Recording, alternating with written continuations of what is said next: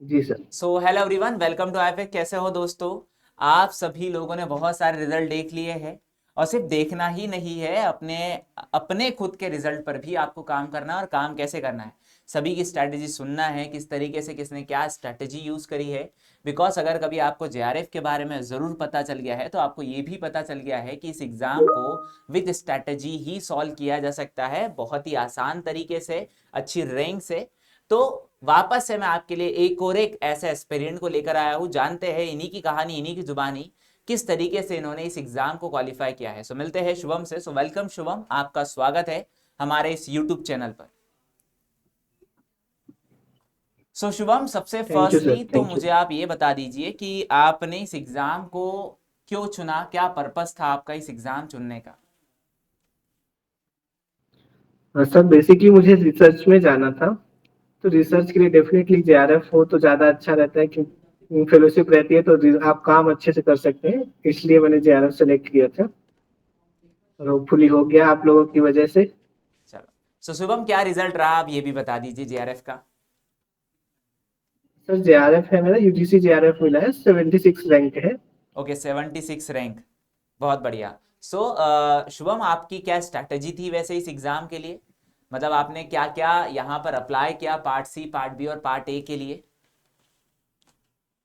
Sir जब मैं MSc में जब पढ़ रहा था तो तीन में टीचर्स कहते थे आप लेनिंजर पढ़ लो, क्यूबे पढ़ लो, टोरटोरा पढ़ लो, गिलबर्ट पढ़ लो।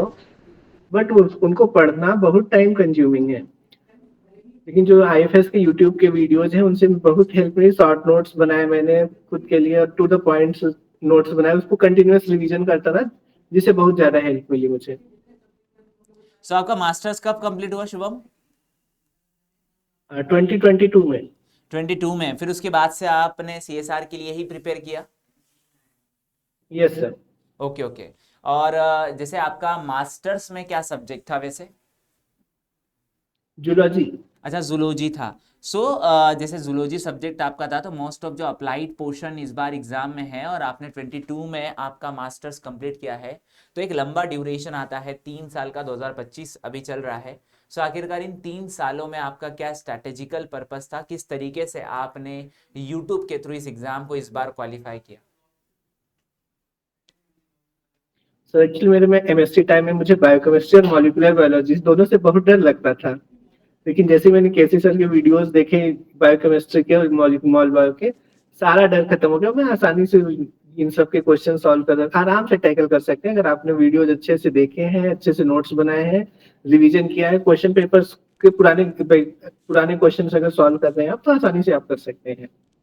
तो शुभम, आपने क्वेश्चन उससे प्रैक्टिस बहुत कहाँ से सारा की? कॉन्फिडेंस आता है आपको। हाँ, क्वेश्चन प्रैक्टिस आपका कहाँ से था? वो आईएफएस की पीवाईक्यू की जो बुक आती है उससे मैंने सारा सॉल्व किया था। अच्छा अच्छा, बहुत बढ़िया। सो शुभम, जैसे आपने इस बार एग्ज़ाम दिया है और आपका 76 रैंक भी है, तो आप क्या हमारे सारे दर्शकों को बताना चाहेंगे कि part A, part B, part C को कैसे अटेम्प्ट करना चाहिए कि उससे मोस्ट ऑफ करेक्ट होने के चांसेस ज़्यादा हो और इनकरेक्ट के चांसेस कम हो? देखिए पार्ट ए में तो आपको बेसिक मैथमेटिक्स, बायोस्टैटिस्टिक्स, ये सारी चीजें आनी चाहिए, तो आपको आसानी से हो सकता है। पार्ट बी में तो टू द पॉइंट क्वेश्चन होता है, अगर आपको आ रहा है तो आप अटेंड करिए, जबरदस्ती का माइनस में मत जाइए, क्योंकि माइनस मार्किंग भी 1/4 की होती है, तो माइनस मार्किंग ज्यादा इशू क्रिएट कर सकते हैं। तो आप जिसमें श्योर हो उन्हीं क्वेश्चन को अटेम्प्ट करिए। पार्ट सी के लिए आपके पास नॉलेज भी होना चाहिए, फ्लैक्चुएशन आपको सॉल्व करने भी आने चाहिए, प्लस टेक्निक्स का भी नॉलेज होना चाहिए आपके पास अच्छे से, क्योंकि बहुत सारी क्वेश्चंस कंबाइंड होके आते हैं। तो आप जिसमें आप श्योर हैं कोशिश करिए उन्हीं क्वेश्चंस को सॉल्व करें, माइनस मार्किंग से बचे, तुक्का लगाने से भी बचे, क्योंकि वो आपको अल्टीमेटली बहुत हार्म करेंगे। अच्छा शुभम, आपने 2022 से एग्ज़ाम कितनी बार दिए, मतलब ये कौन सा अटेम्प्ट था आपका? ये मेरा पांचवा अटेम्प्ट था। Okay okay. सो शुभम, आपने 5 अटेम्प्ट दिए हैं, आपने 4 अटेम्प्ट में कहीं ना कहीं थोड़ा सा लेक किया है। सो आपने इनके क्वेश्चंस को थोड़ा तो एनालिसिस किया ही होगा, तो आपको क्या लगता है कि आप हमारे दर्शकों को बताना चाहो किस टाइप के क्वेश्चंस को ज़्यादा अटेम्प्ट करना बेनिफिशियल होता है? देखिए अगर आपको आपको नॉलेज है तो बेसिकली मेरे केस में तो मैंने मैच द कॉलम वाले ही ज्यादा अटेम्प्ट किए थे, क्योंकि अगर दो तीन पता है तो आपको चौथा डेफिनेटली अरेंज हो जाता है। उसके अलावा कुछ कुछ क्वेश्चंस उसमें टू द पॉइंट क्वेश्चंस आते हैं, जैसे ये है कि नहीं है, उसमें यस नो आप वो कर सकते हैं। उसके अलावा कुछ उसमें कॉम्बिनेशन वाले क्वेश्चंस आते हैं कि आप इलिमिनेट ऑप्शन से भी आपको जो गलत आंसर है उसको इलिमिनेट कर सकते हैं। तो वो सारी चीजों को आप फॉलो करके आप आसानी से कर सकते हैं। और आपका डेली शेड्यूल क्या हुआ करता था इस एग्जाम के लिए? इस एग्जाम के लिए मैं लगभग 8 बजे से 12 बजे तक रात तक कंप्लीटली इसी एग्जाम के लिए ही पढ़ता था। और बाकी डे का सिर्फ मतलब यही एग्जाम के लिए आपने टोटल बाकी सारे ईयर्स दिए? नहीं, एक्चुअली अभी मैंने पीएचडी ज्वाइन कर ली है, 2 महीने हुए हैं मेरे को। अच्छा, तो हाँ। चलो बहुत बढ़िया शुभम, आपने पीएचडी वैसे ज्वाइन कर ली है। चलो अब नेक्स्ट क्वेश्चन ये भी है कि मोस्ट ऑफ स्टूडेंट जेआरएफ तो क्वालिफाई कर लेते हैं। अब ज़रा आप बता सकते हैं पीएचडी ज्वाइन करने का क्या क्राइटेरिया होता है? थोड़ा सा आप हमारे दर्शकों को बता पाए कि जिनका सीएसआर जेआरएफ हो चुका है उन्हें क्या करना चाहिए पीएचडी ज्वाइन करने के लिए?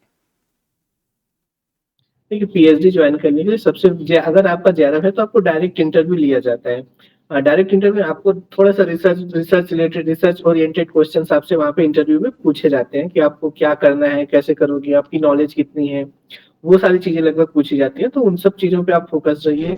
डेफिनेटली आपके सीनियर्स जो है उनसे हेल्प लीजिए, आपके टीचर्स से हेल्प लीजिए, तो वो डेफिनेटली आपको गाइड करेंगे कि हाँ आप वहाँ जा रहे हो। तो क्योंकि हर हर इंस्टीट्यूशन के अलग अलग होते हैं, आपको अपना रिसर्च का अपने सुपरवाइजर के अकॉर्डिंग करना होता है। आप क्या सोच के जा रहे हो, वो फैसिलिटीज वहाँ पे हैं कि नहीं, तो उसके अकॉर्डिंगली आपको तैयार करना रहता है पीएचडी के लिए। चलो बहुत बढ़िया Shubham, so thank you and then congratulation आपके जेआरएफ के लिए।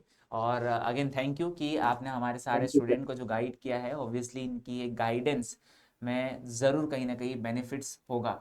सो thank you Shubham. Thank you sir. Thank you. Okay.